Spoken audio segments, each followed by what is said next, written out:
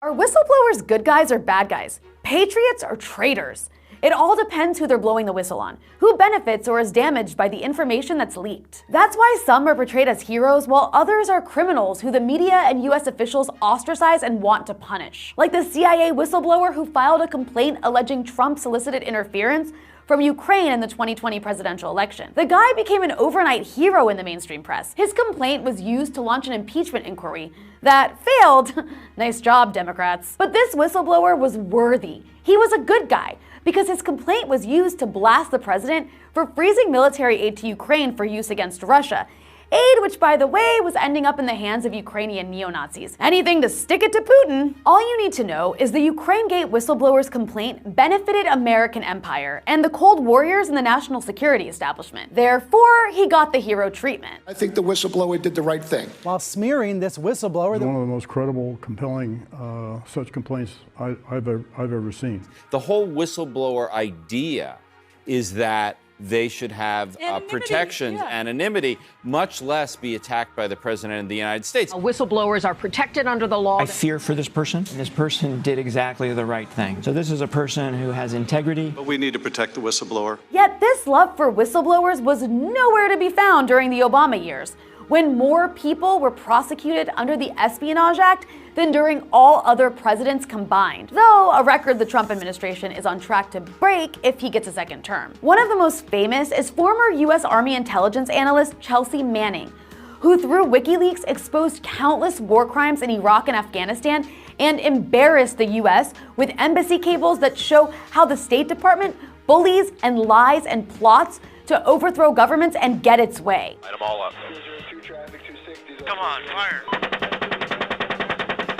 She made US empire look really bad. That makes Manning not a whistleblower to be celebrated and protected, but rather a traitor to be punished. It's why 10 years ago, Ukraine-gate whistleblower admirer Adam Schiff called Manning's leaks treason. Manning was prosecuted by the Obama administration and sentenced to 35 years in prison. How did those who love the Ukraine whistleblower feel about that? I thought it was a good verdict. What Manning did was appalling. Meanwhile, not a single person responsible for the war crimes Manning exposed has been prosecuted, and likely never will be. What's worse, after Obama commuted her sentence, Manning is back in prison, where she's been jailed since last year for refusing to cooperate in a federal grand jury investigation into WikiLeaks. And no one seems to care, especially not the anti-Trump elites who spent the last several months praising the Ukraine-gate leaker. Then there's Edward Snowden, who's living in exile in Russia for fear of what might happen to him if he returns to the US after he leaked NSA documents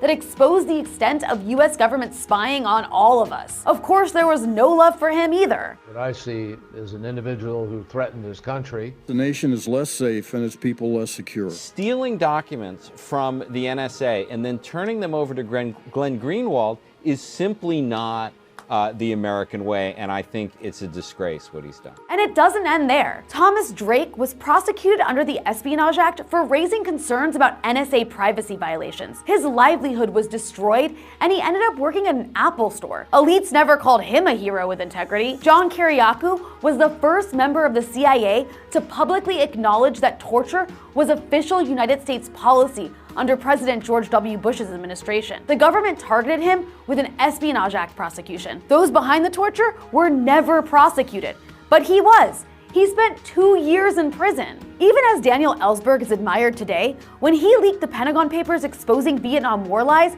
he was portrayed as an enemy of the state, a Kremlin operative, a traitor. It's not just with whistleblowers.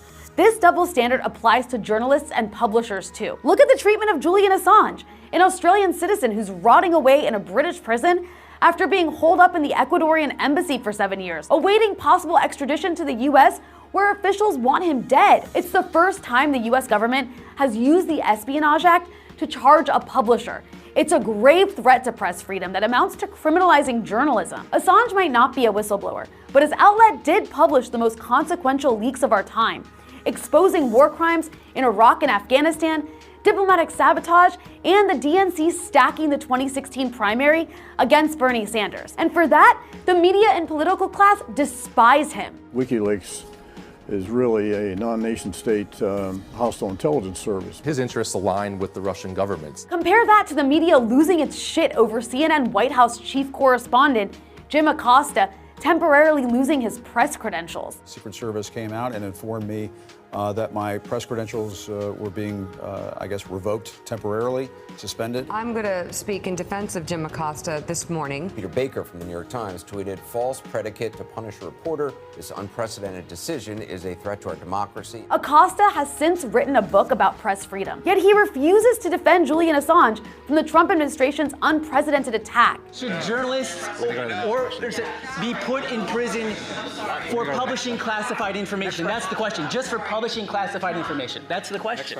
That wasn't the question. So Acosta is a hero, while Assange is an enemy for the same reason the Ukraine-gate whistleblower deserves protection, while Chelsea Manning deserves jail. The Ukraine-gate guy had the entire national security establishment behind him. This doesn't mean he was wrong in what he did, but it means he's not persecuted. He represents a faction in an intergovernmental dispute between the White House and our intelligence agencies. The reality is, those whistleblowers, the real whistleblowers who sacrifice their livelihoods to expose corruption and seek justice, are never praised. They're reviled, their reputations assaulted, and livelihoods ruined. They're portrayed as enemies. They end up in jail or exiled or blacklisted, not instantly celebrated as heroes, because they hurt the powerful. That's what makes them real whistleblowers.